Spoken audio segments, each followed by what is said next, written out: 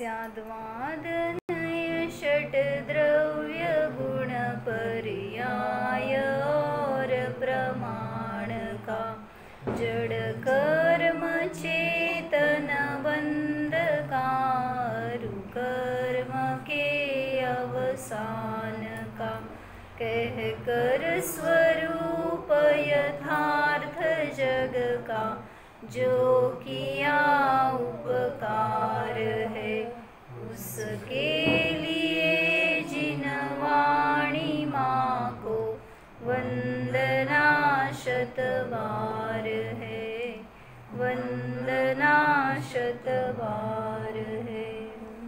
जय बोलो महावीर भगवान की जय।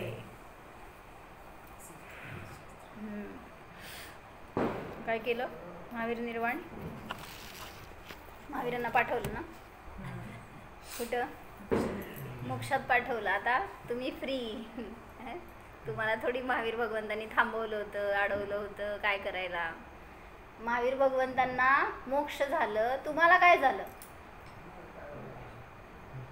तुम्हाला का आनंद झाला सनीबाई? म्हणजे असं एक चिंतन झालं माझं की आता अनेकांनी अनेक प्रकारांनी सांगितलंय महावीर निर्वाणबद्दल की ते दुःखाचं सण आहे का सुखाचं क्षण आहे? दुःख करायचं का सुख करायचं त्या दिवशी? मग तुम्हाला म्हणले घरातला कोणीतरी व्यक्ती वियोग झाला तर तुम्ही सुख करता का दुःख करता? ते जाऊ दे की मग त्याचा फायदा त्यांना झाला, तेच मला म्हणायचं आहे। मोक्षाला गेले त्याचं सुख त्यांना का तुम्हाला हो? मग इथून वियोग झालेला जीव तुमच्या ठिकाणी राहून कदाचित दुःखात असेल, तिथं सुखात गेलाय तुम्ही काही तर म्हणवत नाही हो सण। मग म्हणजे त्याचं काहीतरी भलं झालं असेल समजा पुढच्या गतीत जाऊन, तर तुम्ही इथं का बरं रडता, का तिथे शोक करताय? म्हणजे जे मोक्षाला गेले ना त्याचा आनंद त्यांनाच आहे, तुम्हाला मोक्षाचा आनंद नाही आहे म्हटल्यावर उलट म्हणजे त्यावेळेस घटना सांगितली की जेव्हा महावीर स्वामी होते इथं केवली भगवान, तर तिथं असणारे सगळे काय म्हणायचं तर श्रावकजन, त्या गावातले सगळे लोक, पशु पक्षी सगळेच की जात होते, जे 3 टाईम 4 टाईम कधी कधी ऐकायला जायचे जेव्हा दिवेध्वनी फिरत होती। किती वेळ दिवेध्वनी फिरती माहिती आहे? 3 वेळा। पण 3 वेळा रूल आणि अपवाद म्हणून कधी चक्रवर्ती आला, प्रश्न विचारला किंवा गणधरांनी काय सांगितलं, शंका आली तर त्यांच्यासाठी सुद्धा अवेळी खिरू शकते। पण एक टाइम जेव्हा खिरणार त्यावेळेस किती काळ? 6 घडी। हां म्हणजे किती?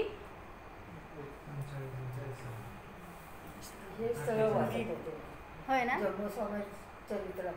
बर सांग बघू आता मग तुझी परीक्षा किती वेळ खिरती एका वेळेस? तुम्ही प्रवचनला किती वेळ बसू शकता सांगा मला? किती वर्णन सुंदर केलेलं आहे। तुमची बोलायचं स्टॅमिना किती आहे सांगा असं म्हणणार तुम्ही आम्हालाच। म्हणजे तिथं सांगितलं 6 घडी म्हणजे 24 मिनिटाची 1 घडी। बोला किती झाले? 24 सख 120 मिनिट म्हणजे 2 तास। एका दिवसात 2 तास। एका वेळेस 2 तासला 12 मिनिटं लावायचं आहे का? 2 तास आहे, 24 मिनिटाची 1 घडी आणि 6 घडी खिरणार एका वेळेस खिरल्यावर 2 तास। किती झाले?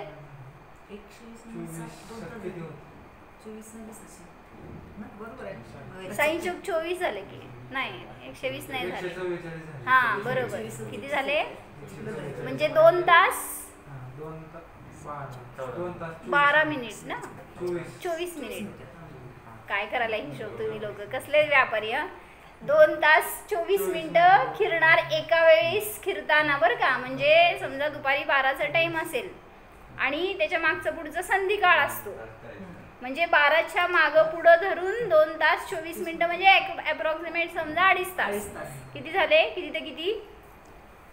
12ला जर संधिकाळ असेल तर त्याच्या मागं पुढं धरून 2.5 तास धरायचे। सांगा किती ते किती? नाही हो 12 ते 2.5 नाही, 12 मिडल, त्याच्या मागं आणि पुढं धरून मागं 1.25 तास पुढं 1.25 तास असं किती झाले, किती ते किती, म्हणजे पावणे 11 ते सव्वा, असं 2 तास 24 मिनिटं समजून घ्या. एकदा जर खिरणार तर इतक्या वेळ कंटिन्यू ते चालू असणार. आणि मग ते जे ना जिथं ज्यावेळेस असणार लाभ तसं ते लाभ घेत होते. मग असं एकदा नाही, दिवसभरातून 3दा आणि कधी कधी 4 वेळा. तर असं म्हणले टोटल 4 वेळा म्हणजे किती दिवस, किती तास झाले सांग एका दिवसात? 4 वेळा. 3 वेळा म्हटलं तर 9 तास. 48 म्हणजे हा? 4 2 8 झाले आणि वरचे 2 10 तास. काय हिशोब करायला लागलाय तुम्ही? 48 तास 4 वेळा, 48 5 5 तीनदा जर खिरली दिवसातनं तर 7 तास 12 मिनिटं रोज. ऐका राहू देत, मी सांगते 3 वेळा. काय म्हणले सक्षम. जर एका दिवसात 3दा खिरली तर टोटल 7 तास 12 मिनिटं खिरणार. 4 वेळा खिरली तर 9 तास 36 मिनिटं खिरणार. म्हणजे विचार करा, एका दिवसात 10 तास 9.5 तास जवळपास असं भगवंतांचं वाणी कंटिन्यू खिरत होती. आणि मग त्या लोकांना इतका लाभ, इतका आनंद, असं एन्जॉय करत होते ते, फार छान.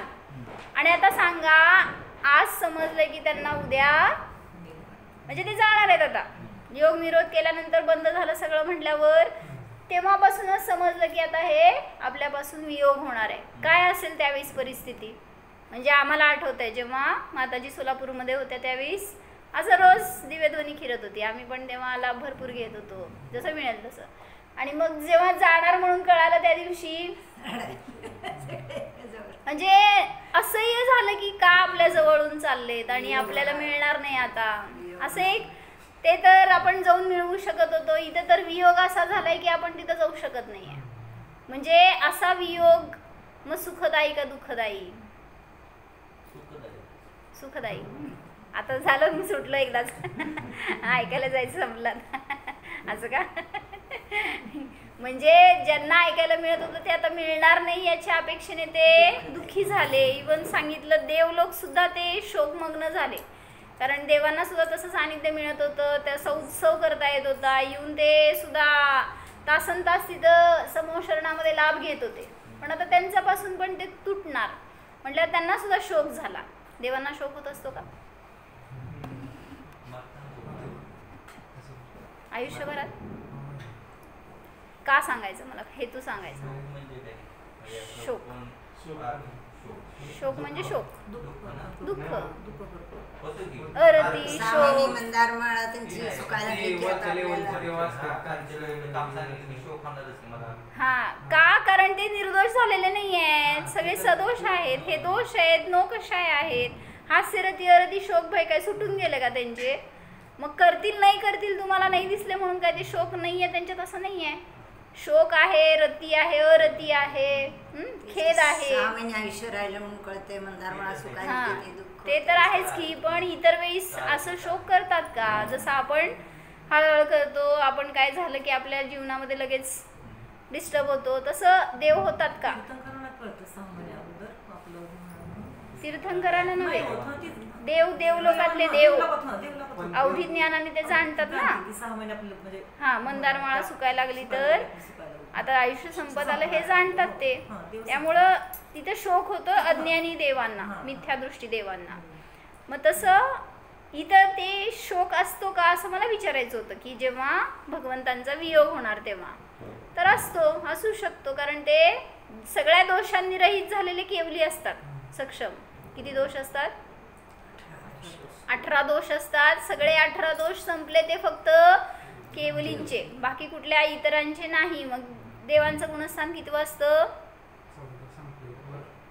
देवांचं देवगतीतले देव काय ऋषभ किती असतं गुणस्थान? सांगी मला फक्त. आणि वरती नसतात का? किती? आता काय तुला भैया वर ढकलायला लागलं देवानं. 4च्या वर देव जाऊ शकत नाहीत. संयमी नाही आहेत ना देव, संयमीच असतात. त्यामुळं त्यांना व्रत नियम वगैरे घेऊ शकत नाहीत, पात्रता नाहीये त्यांची. म्हणलं होतं ना आपण भजन, म्हण बघू.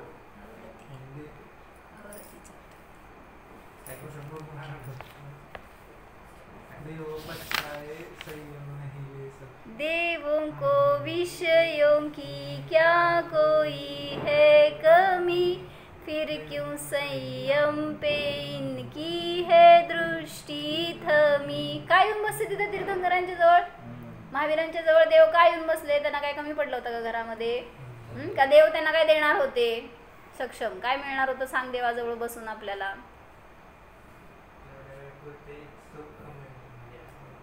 त्यांच्यासारखं आपल्याला मार्गदर्शन मिळतं, तसा मी आहे ही जाणण्याची, तसं सुख भोगण्याची कला मिळते. तुम्ही लोक शाळेमध्ये का जाता? त्या टीचरच्या जवळ का बसता? प्रोफेसरच्या जवळ समोर का बसता? त्यांच्या समोर आत्मज टाइमपास असं असतं का? त्यांच्यासारखं बनायला गेलोय ना आपण तिथं, मग त्यांच्याजवळ तुम्ही काय म्हणायचं, मारून मुटकून घासणं बसावं लागतंय. घरातले हाकललेच म्हणून बसतो म्हणकी. म्हणजे आपलं मोठं काय आहे, आम्हाला काहीतरी मिळवायचंय. मग तसंच आहे इथं सुद्धा. देव का जात आहेत तिथं? त्यांच्यासारखं बनण्याची पात्रता नाही आहे आत्ता, पण सगळे ते संस्कार करून घेत आहेत, तसा आनंद आहे त्यांना. म्हणून सांगितलं काय, सगळे विषय भोग आहेत तरी सुद्धा संयमावर का त्यांची दृष्टी थांबली आहे? देव पछताए संयम नहीं ले सकूं, शक्ति है फिर भी पालन नहीं कर सकूं. काय कळलं? शक्ती काय आहे? शक्ती लागते का संयम पालन करायला? लागतीच की. शक्ती लागती का युक्ती लागती मावशी? संयम कसं पालन होतो? काय लागतंय? असं तगडे असणारे पण संयम करू शकणार नाहीत, आणि एकदम बाळके असणारे पण एकदम चांगलं संयम करू शकतात. म्हणजे शारीरिक शक्ती नाही, आत्मिक जे विल पॉवर म्हणतो ना आपण, त्याच्यावर संयम होऊ शकतो. मग देवांकडे नाही आहे का विल पॉवर? मग नियोग असा आहे की त्या शरीराने संयम घडणार नाही. म्हणून सांगताय तिथं की शक्ती है फिर भी पालन नहीं कर सकूं. सगळी किती शक्ती आहे देवांमध्ये सांगा? माहिती आहे किती शक्ती आहे? ऋषभ, किती शक्ती असते देवात? फारच काय माहिती, काय करायचं जाऊन?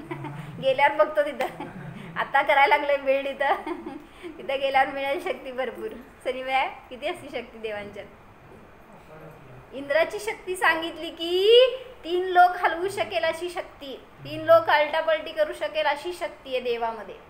म्हणजे शक्तीच्या अपेक्षेने ते अनंत बलशाली म्हणा. अनंत नाही म्हणजे भरपूर बल आहे त्यांच्यात, नाही असं नाही, पण संयमाची शक्ती नाही आहे.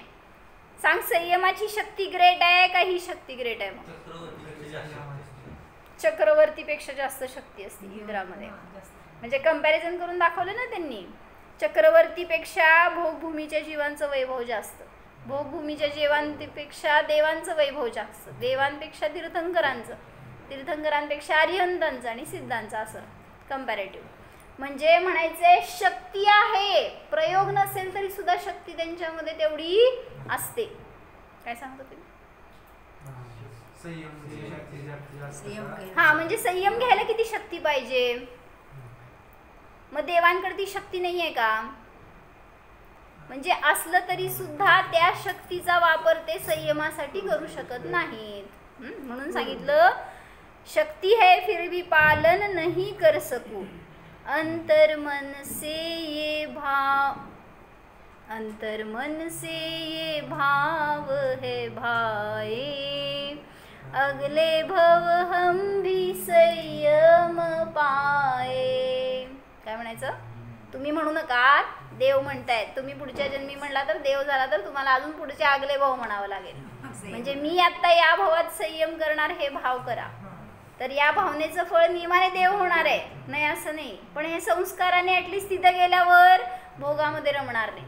का करायचे संयमाचे संस्कार? आज तुम्हाला मोक्ष नाही, महावीर भगवान घेऊन जाणार नाहीत मोक्षाला, मग का करायचं संयम? काय फायदा तुमच्या संयमाचा? जाऊ दे ना, मग 4 वाक तेच म्हणतात. काय आता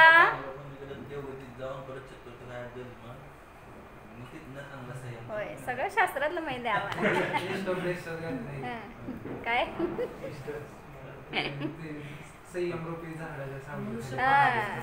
जोपर्यंत जात नाही ना मोक्षाला तोपर्यंत तुम्हाला काळ घालवायचाच आहे.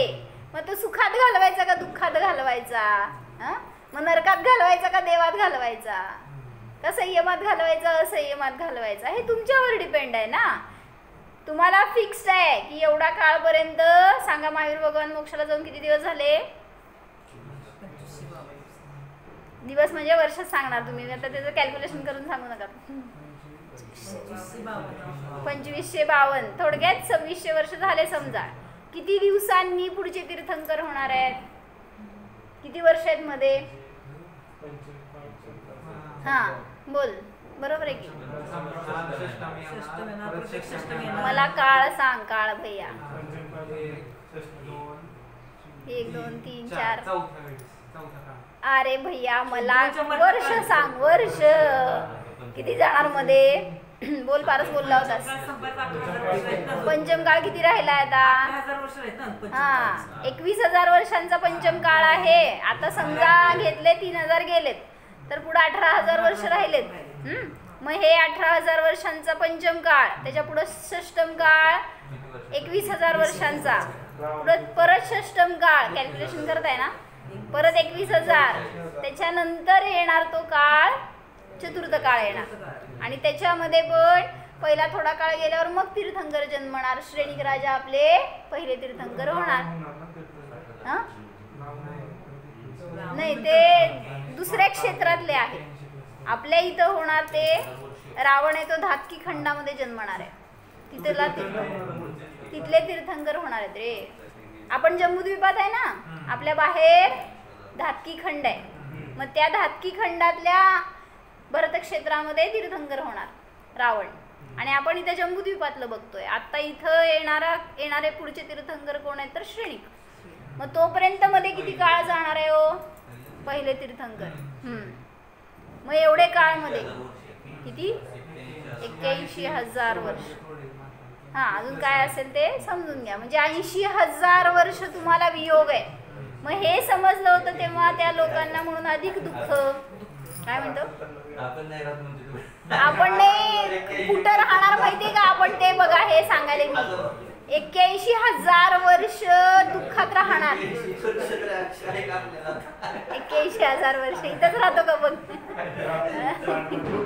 म्हणजे जर समजा इथून तुम्ही कुठेही गेलात ना, नरकगती देवगतीत, नरकगतीत तर जायचे खूप चान्सेस आहेत. हा म्हणजे मला असं एक विचार आला की महावीर भगवान मोक्षाला गेले, ते तुम्हाला कळालं की आज निर्वाण झालंय त्यांना. आणि आता तुम्ही काय भावना करताय आणि काय तुमची परिणती आहे, तुम्हाला पुढची गती काय मिळणार ते सांगा. असं म्हणतोय तू फक्त. मला म्हणायचंय तुम्ही संयम करत नाहीये त्यामुळे देवगती मिळणार नाही. तुम्ही मनुष्यगती मिळून सुद्धा तसा पुरुषार्थ करत नाहीये की मोक्षाला जातात. तेच की जाऊन काय करायचं देवगतीमध्ये? पारस सनीबाई कुठे जाते तिथे जा. बरोबर आहे की? देवगतीत अज्ञानी उलट इथं असणारा जीव जर भोगामध्ये रमलेला असेल ना, आणि समजा त्याला संयमाचे भाव झाले, घेतलं त्यांनी संयम आणि गेला देवगतीला, तरी सुद्धा तिथं इतकं आयुष्य अधिक आहे, इतके भोग अधिक आहेत की संस्काराने त्या विसरून जाणार. म्हणजे तिथं गेला की भोगात रमणार. हा काय देवगती मिळवणं अवघड आहे असं नाही. हा म्हणून कुठं जायचंय हे भाव नकोत. मला म्हणायचंय आपला सगळा पुरुषार्थ असा चालू आहे की आपण नरकगतीला जाणार. म्हणजे जे काय करतोय ना ह्याचं रिझल्ट काय असणार आहे की नरकगती. आणि नरकगतीमध्ये मिनिमम आयुष्य तुम्हाला 1,00,000 वर्ष आहे. म्हणजे मिळणार असं समजून चालू. मग झाले की 81,000 वर्ष. कुठे येतो पुढं बघ. कशाला म्हणतात माहितीये का 1,00,000 वर्ष आणि नरकामध्ये? आपल्याला इथं असल्या दुःखात 100 वर्षाचं आयुष्य काढणं होईना. आणि मग तिथं गेल्यावर आपण कसं जगणार आहे मावशी? म्हणून सांगतायत असा पुरुषार्थ करा की म्हणजे हे भाव नकोत आपल्याला की मला देवगतीत जायचंय. कारण देवगती पण भयंकर आहे, सुखाचं कारण आहे म्हणू नका. का सांग? देवगतीत का दुःख आहे? संयम नाहीच. अजून सगळ्या गोष्टी मिळाल्या तर दुःख असतं का? प्रत्येक देवाने काम सांगितलं की ती पण ते दुःख आहेच ते प्रत्येक. बरं ते सगळ्यात वरचा देव झालं तर तिथं पण एक माझ्या मनात द्वेष वगैरे चालूच असतं त्यांच्या. मनात द्वेष चालू असतो. बरोबर आहे. सम्यक दर्शन असल्यावर पण टेन्शन असते भैया थांब. म्हणजे ठीक आहे, सेफ आहे श्रद्धेच्या अपेक्षेने तो जीव, पण तिथं सांगितलं इतके भोग आहेत ना, त्या भोगांमध्ये जीव विसरून जातो, रमतो. कसलं काय ते जसं माकडाची गोष्ट आहे ना, काय झालेलं असतं सक्षम कुठं पण जाता येतं, फक्त संयम सोडून सगळ्या प्रकाराने धर्म करू शकतात. भाव व्हायला पाहिजेत ना तसे, ते रेअर आहे सगळ्यांना. काय विचारले मी, सांग माकडाची गोष्ट. ऋषभ काय काय रे, माकडाची गोष्ट माहित नाही? आमच्या सिलेबस मध्ये होती, तुमच्याकडे नव्हती. काका माकडाची गोष्ट सांगा की. पाऊस आल्यावर त्याला राहायला घर नव्हतं आणि मग घरात राहणाऱ्यांकडे बघितलं आणि काय विचार केला, आपण पण असं थोडस पाऊस थांबू दे, आपण घर बांधू. म्हणजे उन्हामध्ये पहिल्यांदा उन्हाची चटके बसायला लागल्यावर असह्य झालं आणि तो कुठं राहायचं करत म्हणला थोडस ऊन कमी होऊ दे, मी घर बांधणार. आणि मग ऊन कमी झालं आणि काय म्हणायचं, पालवी फुटली मस्त एकदम, काय म्हणायचं प्लेझंट क्लायमेट आलं होतं, सगळीकडे उड्या मारण्यात फळं खाण्यात असं विसरून गेला. आणि मग परत पाऊस पडायला लागल्यावर म्हणला घर बांधला सुद्धा बरं झालं असतं. परत म्हणला पाऊस थोडस कमी होऊ दे, घर बांधू. कधी बांधणार आहे? कशासाठी सांगितलं? देव पण तसं देव झाल्यावर हा नाही, त्यांनी एक वाक्य सांगितलं होतं, मी परवा पण मध्ये एकदा म्हटले होते बघ. म्हणजे मनुष्य असा विचार करतो की मी पुढच्या भावात देव होईन, तर काहीतरी आलं होतं एक वाक्य छान त्याचं, मला मध्ये पण मिळालं नाही. मनुष्य असतो तो पुढच्या भावात विचार करतो की नाही, नारकी असतो, नारकी विचार करतो की मी पुढच्या भावात नियमाने मनुष्य झालं की संयम करणार, धर्म करणार आणि मोक्षाला जाणार. आणि मनुष्य झाल्यावर काय झालं, मनुष्य झाल्यावर पूर्ण सगळं विसरून गेला, त्या नरकाचं दुःख. माकडच झाला होता काय? असंच ते बघायचं म्हटले होते बघ, विसरले परत मी, मला मिळालं नाही ते. म्हणजे मला म्हणायचंय की भाव तिथं होते जिथं प्रतिकूलता होती, आणि त्या अनुकूलता मिळाल्यावर इथंच साधं मनुष्य गतीत आल्यावर अनुकूलता मिळाली तर विसरून गेला. इथून वर सांग मला, देवगतीत गेल्यावर सांसारिक लौकिक अनुकूलता भरपूर आहे, शारीरिक सुख भरपूर आहे, पण त्याच्यामध्ये किती धर्म आठवणार, किती संयम आठवणार, किती ज्ञान ध्यान आत्मा चिंतन काय करणार. इथं मिळालं आपल्याला, जर काय झालं सुट्या लागले भैया, तर किती केला सांग धर्म मला, केला किती केला, डझन भर किती भरपूर केलं सांग. म्हणजे विसरून जातो जेव्हा आपल्याला अनुकूलता मिळते. म्हणून प्रतिकूलता असलेलं विपत्तीमध्ये जीव मोक्ष पुरुषार्थ करू शकतो, पण अनुकूलतेमध्ये नाही. म्हणून त्यांनी एक वाक्य आलं होतं, आज मी वाचले, झाक रहे है इधर उधर सब अपने अंदर झाके कौन. सगळ्यांकडे बघताय तुम्ही, सगळ्यांचं सगळं बघताय, गुण बघताय, दोष बघताय, सगळ्यांचं बाहेरच. अपने अंदर झाके कौन, ढूंढ रहे दुनिया में कमियां, अपने मन को ताके कौन. ट्रान्सलेट, सगळ्यांच्यातले दोष बघतोय, अपने मन को ताके कौन, म्हणजे मी पण दोषी आहे हे बघत नाही आहे, आपण हे चुकतंय. दुनिया सुधरे सब चिल्लाते, काय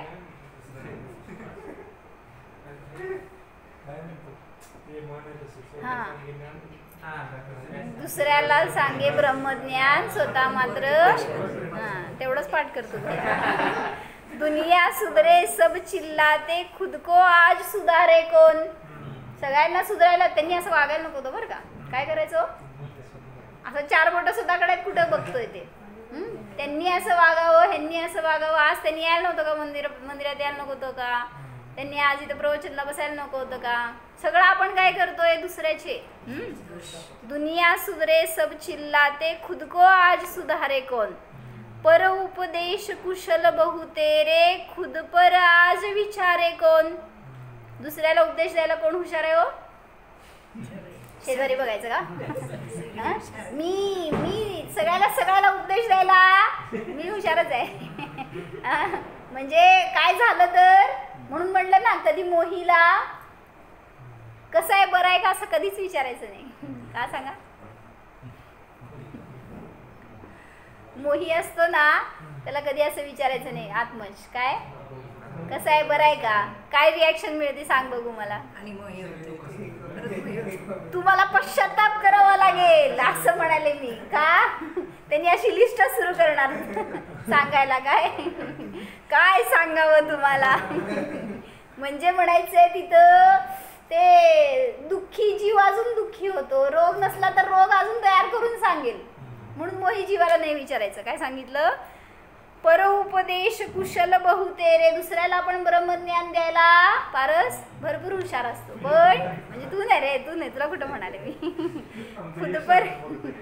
खुद पर आज विचारे कोण. आपल्या स्वतःचा विचार करत नाही. हम सुधरे तो जग सुधरेगा, यह सीधी बात स्वीकारे कोण. मी सुधरलो तर जग सुधारेल. असं एक दृष्टी ठेवा हो आपली, की माझी ज्ञान दृष्टी झाली तर मला कोण अज्ञानी दिसणार आहे हो? सांग, भगवंतांना कोण दोषी दिसते? आज भगवान महावीर अशा परिस्थितीत आहेत, अशा चिंतनात, अशा धारेत आहेत, ज्ञान धारेत, त्यांना कोण जीव दोषी दिसतोय? कोण जीव अपराधी पापी दिसतोय का? किती सहज बघ ना, दृष्टी ज्यांची निर्मळ झाली त्यांच्या दृष्टीमध्ये सगळेच निर्मळ दिसत आहेत. आणि आमच्या दृष्टीत आमची दृष्टी कशी आहे? म्हणजे किती आपला दोष आहे हा. आपण काय करायला पाहिजे? म्हणून आपली दृष्टी, आपलं ज्ञान, आपलं चिंतन बदलायला पाहिजे. जगाला बदलायला जाऊ नका सांगतायत, स्वतःला बदला तर सुधारणा होणार, अन्यथा नाही. मग मला म्हणायचं होतं की महावीर मोक्षाला तर गेले, पण त्याचं आपण दुःख मनवायचं का सुख मनवायचं? दुःख मनवणार जो तो खरा शिष्य कसा मानेल त्यांचा. बरोबर. मग सुख मनवणारा असं बाहेर दिसायला लागले ते सगळे. मोटिवेट होईल हा, त्यांच्याप्रमाणे. म्हणजे लौकिक सुखामध्ये आणि दुःखामध्ये अडकणाऱ्याला समजलंच नाहीये की महावीर कोण होते, काय केले, कुठं गेले आणि काय करतायत आता. म्हणून सांगतायत ज्ञानाने तुम्ही परीक्षण करा त्यांचं आणि तसा आदर्श घ्या, तर आपल्याला समजलं की आज त्यांचं काय सुख, ते कसल्या मस्त आनंदात आहेत. म्हणून असं विचारलं की जर तुम्ही म्हणता ना ही तिथी चांगली म्हणून, तर एक मुलगा होता आणि त्याचा जन्म झाला 31 डिसेंबरला 11:55 काय म्हणले मी? तुम्हाला काय आनंद व्हायला? काय झालं? नाही थांब जरा. असं कुठला दिवस कुठलं वर्ष होतं सांग त्याचं? 31 डिसेंबरला रात्री 11 वाजता 11:55 जन्म झाला. तर त्या आई वडिलांना काय वाटलं? म्हणले 5 मिनिटासाठी वर्ष बदलते, हा किती लॉस होईल त्याचं. आणि त्यांनी काय केलं, बर्थ करताना सर्टिफिकेट 1 जानेवारी करू असं ठरवलं सगळ्यांनी. म्हणजे एका दिवसा 5 मिनिटासाठी वर्षाचा बदल पडतो ना. म्हटलं त्यांनी काय केलं, 1 जानेवारी करू असं ठरवलं. 1 जानेवारी 2025 समज. तर असे दिवस गेले, अजून ते काम चाललं होतं. आणि त्या दिवसांमध्ये त्यांना कळालं कोणाकडनं, तर अरे रे 1 जानेवारीला जन्मला, किती खराब दिवस होता यावेळेसचा, माहिती आहे का तुम्हाला? म्हणजे सगळ्यात वाईट तिथी होती, काहीतरी नक्षत्र आणि तसलं काहीतरी ग्रह तारे, खूप खराब दिवस होता तो. म्हणले त्याचा जन्म त्या दिवशी झाला, त्याला भयंकर संकट येणार आहेत आयुष्यात. काय झालं?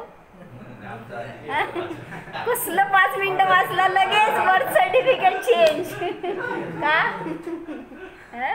म्हणजे तिथं लगेच तुम्ही तुमच्या अनुकूलतेनुसार काय करताय हो, दिवसाला चांगलं आणि वाईट ठरवताय, ती तिथी चांगली आणि वाईट म्हणताय.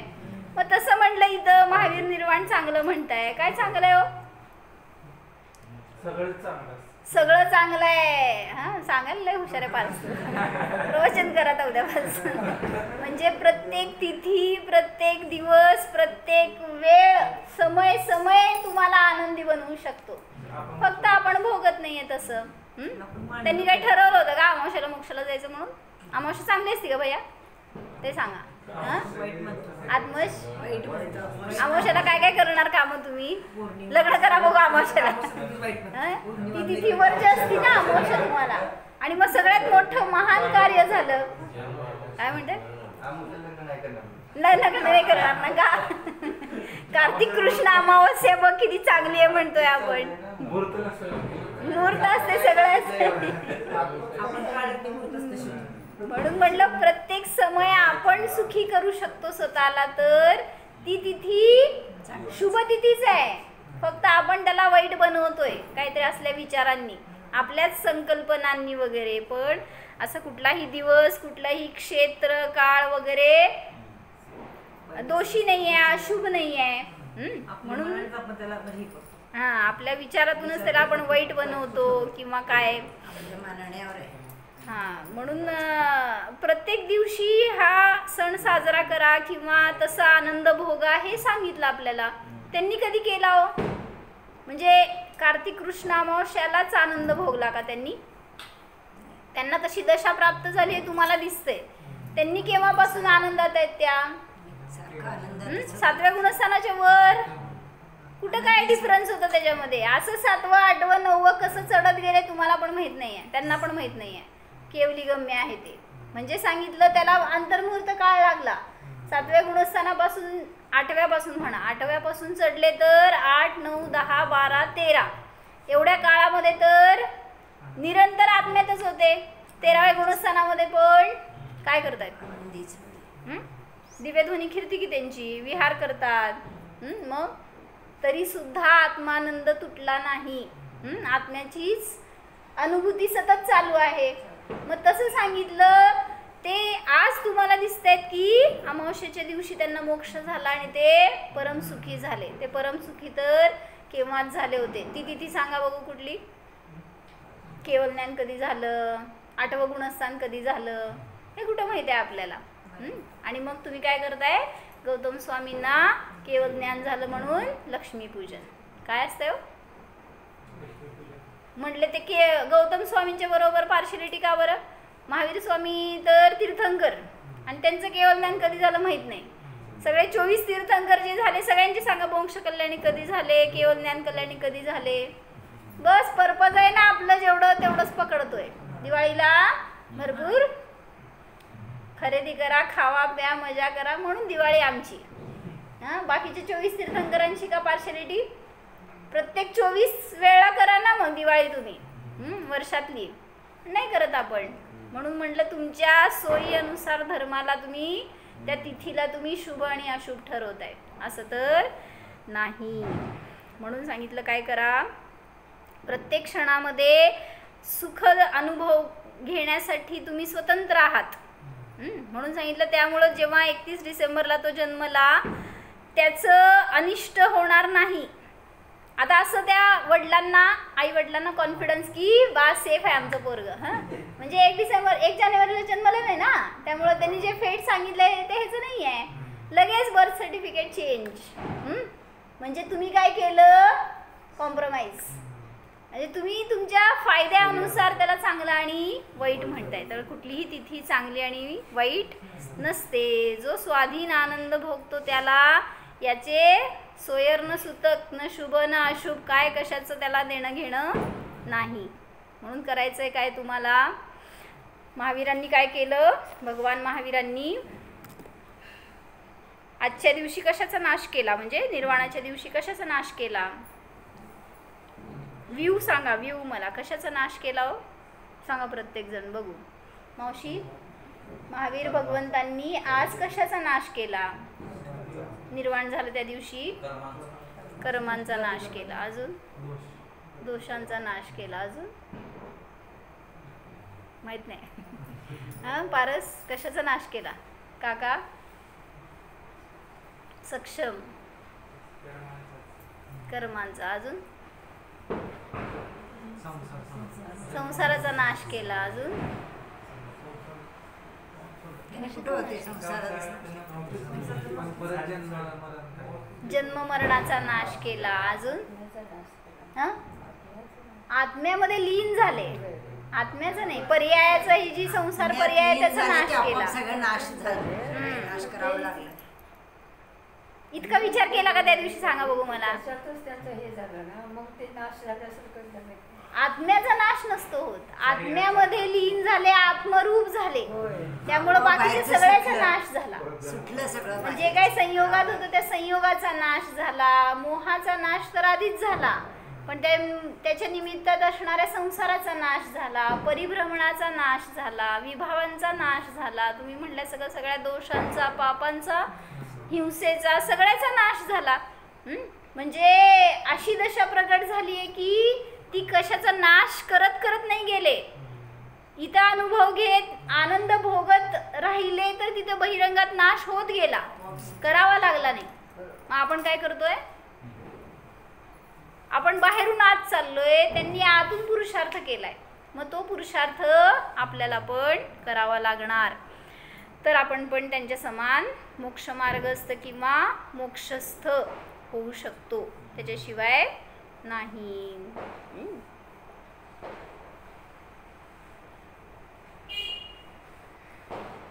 आज सकाळी आमचा असा विषय झाला की दिवाळीला दिवे का लावायचे नाहीत. लावायचे. लावलाय का बाहेर तुम्ही? मी बघितलं नाही तुमच्याकडे दिवे नाही लावले. आकाश लावलाय का?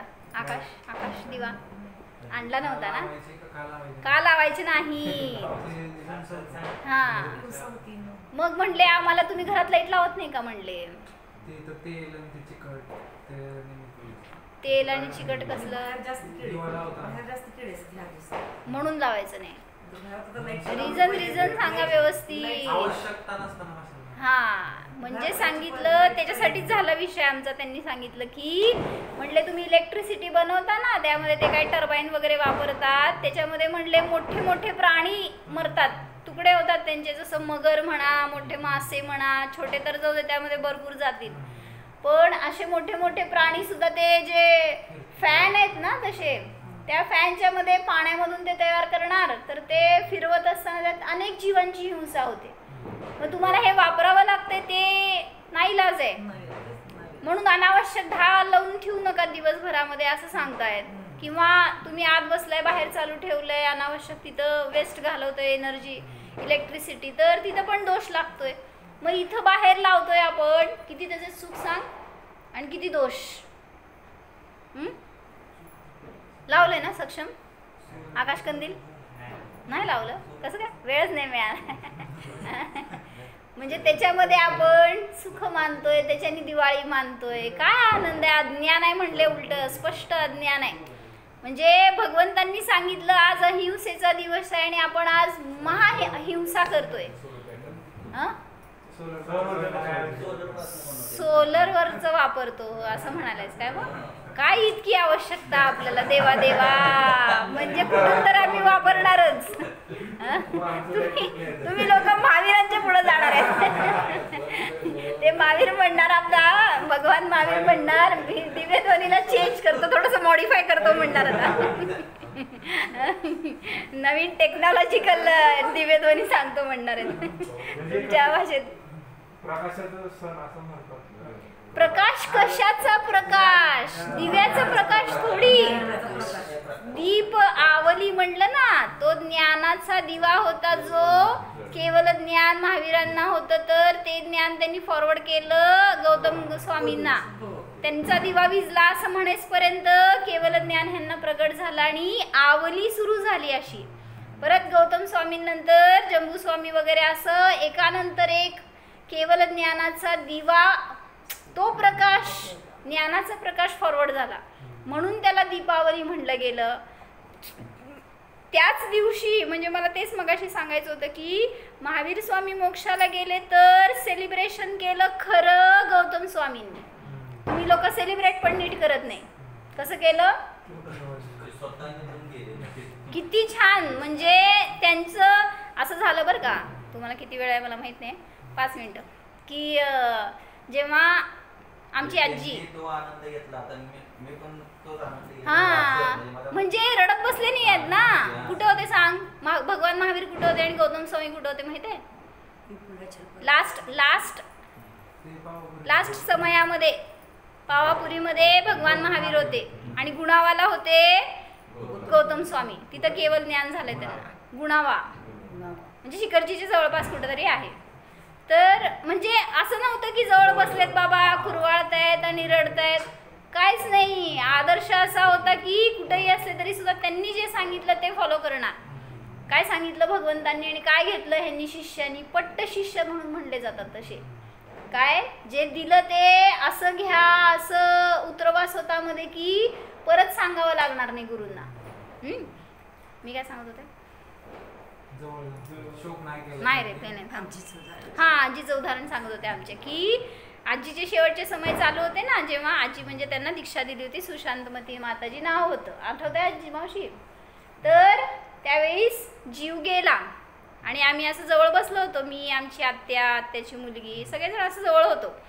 तर ऑब्वियस आहे आम्ही मोही म्हणल्यावर आमच्या अश्रुधारास निघाल्या होत्या. म्हटल्यावर माताजी समोर होत्या. अशी एक तिरीक सुद्धा नव्हती आम्हाच्या चेहऱ्यावर, जरा सुद्धा डिस्टर्बन्स नव्हतं, इतके स्थिर आम्हा. आणि आमचं असं रुदन बघितल्यावर आम्हानी काय म्हटलं, काय रडताय म्हटले, कुठं गेला जीव? कुठं जातो जीव? 3 लोकांच्या बाहेर गेला असलं तर रडा म्हणले, इथंच आहे ना, मग काय रडायचं त्याच्यामध्ये? म्हणले रडण्यापेक्षा तिने जे सोडले ते पटकन घ्या म्हणले. तिला प्रतिमा होत्या त्यांना, म्हणजे घरात असताना दुसरी प्रतिमा होती, त्यानंतर तर दीक्षा घेतली होती. त्यांनी जे सोडलंय ना ते तुम्ही घ्या, तर खरं तुम्हाला समजलं किंवा तुमचं खरं प्रेम आहे हे समजेल मला. असं म्हटल्यावर काय म्हणते, असं वीक पॉईंटला हात घातला होता ना आम्हांनी आणि असं सिक्सरच डायरेक्ट त्या अशा टाईमला बोलले होते ना.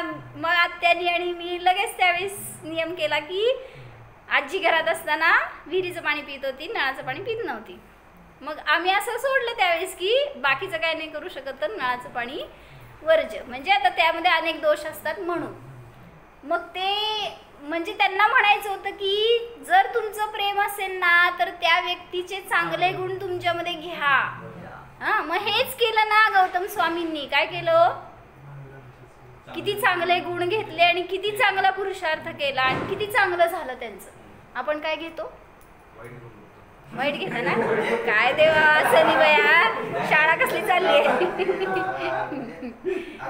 म्हणजे लोक आजकाल काय करतात माहिती, कोणी मेलं तर घरामधलं त्यांच्या मागं त्यांना जी आवडत होती ना ती गोष्ट सोडायची म्हणे. हे कुठलं शास्त्र ते मला माहीतच नाही, मग नवीनच कळलं शास्त्र. काय म्हणे, त्यांना आंबा आवडत होता म्हणून आम्ही आंबा खाणार नाही आजीवन. काय ह्याच्यात धर्म आहे का? म्हणजे उलट अभक्ष खाणार तुम्ही इकडं, कांदा लसूण खाणार आणि आंबा सोडणार. कसलं धर्म म्हणायचं? मग माताजी सांगताय ठीक आहे तुम्हाला सोडायचं आहे ना काहीतरी, तर अभक्षाचा पहिला त्याग करा. जे काय न खाण्यायोग्य न करण्यायोग्य ना त्या असंयमाचा दोषांचा त्याग करा त्यांच्या निमित्तात. ॲटलिस्ट धर्म घडेल. म्हणजे जाऊ दे एवढं नियम करा. आजच्या नंतर जे पण इष्टाचा वियोग होईल आपल्या सानिध्यातल्यांचा, त्यांच्यामध्ये थोडा तरी धर्म असणार आहे ना, त्या धर्माला ग्रहण करा. त्यांच्यात असणाऱ्या चांगल्या गुणांना ग्रहण करा. तर तो नियम करा, चांगला आहे. मग आपण करतोय सगळं अज्ञानाने. कालच मी ऐकलं एकांचं की म्हणले आमचे आजोबा गेलेत म्हणून मी सरबत सोडले. म्हणलं हे काय सरबत? काय एक पदार्थ आहे, वस्तू आहे का, फळ आहे का, काय आहे? म्हणजे अज्ञानाने आजकाल लोक काही करतात. हा असं आहे आता जीव. तर म्हणजे म्हणायचं आपण विचारा ना, तुम्हाला माहित नाही तर गुरूंना विचारा आपण काय नियम करावा, कसा करावा. त्यांना सांगितलं आपल्याला स्वाध्यायाचा नियम नाही आहे, ध्यानाचा किंवा काय पूजेचा नियम नाही आहे, दर्शनाचा नियम नाही आहे, आणि आपण काय सोडायला लागले हो. म्हणजे असले नियम करणं सुद्धा अविवेक आहे. म्हणून काय करा, जे गौतम स्वामींनी केलं ना ते करा. भगवंतांनी काय केलंय, त्यांनी संसार सोडलाय म्हणून आम्ही धरून बसलोय. हा तुम्ही हे घेतलंय. तुम्ही काय घ्या, त्यांच्याकडचे चांगले गुण घ्या, त्यांनी जे दिलंय, त्यांना जे प्राप्त झालंय, त्यांना ज्याच्यात आनंद आलाय ना ते घ्या ना. त्यांनी जे नको म्हणून सोडलंय त्याला तुम्ही धरून बसलाय आणि मग ते नियमाने दुःख भोगत राहणार. आत्मज सुखी आहेस का दुःखी आहेस? चेहरा लय दुःखी दिसायलाय मला तुझा आज. सुखी आहे आपण असं सांगितलंय भगवंतांनी, तर त्या सुखाला भोगा. हो. सनी भैया सांग द्या. सांग चल. कोण सांगताय? सक्षम सांगतो का नाही? प्रज्वल सांगा.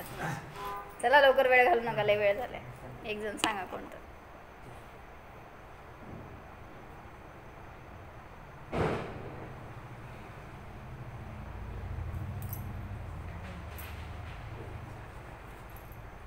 हो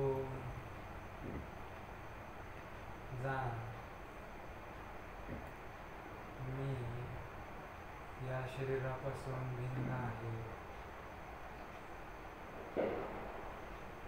मी जीव आहे.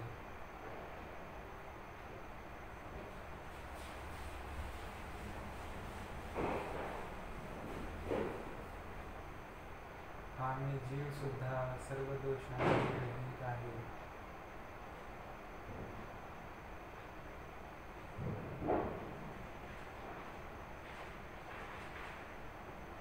मोहापासून भिन्न आहे.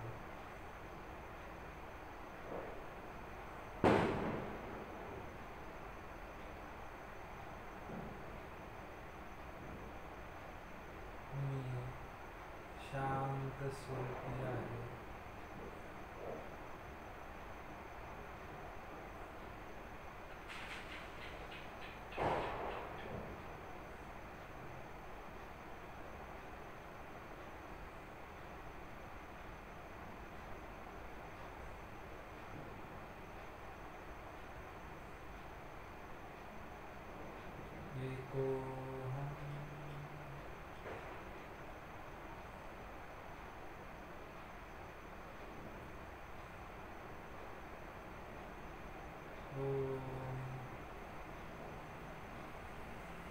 विसर्जन.